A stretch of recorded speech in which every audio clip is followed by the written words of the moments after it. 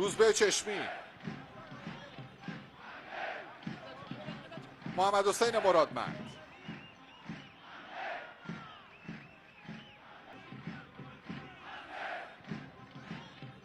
یه لحظه رو دستش اومد زبر نیکنفس، اما اجازه رسیدن توپ به دو هافک میانی رو فعلا نمیدن.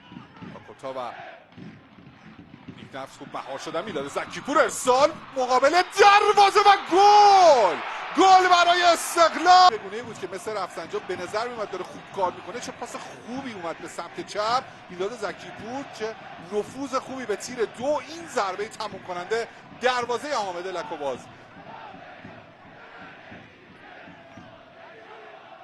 کار قشنگی بود که با 3 ضرب توپ رسوندن به محوطه جریمه مثل رفسنجان و این ترتیب دروازه باز شد. جدا از شرایطی که استقلال داره، به هر حال مربی این تیمو نبسته، نیاز به زمان داره.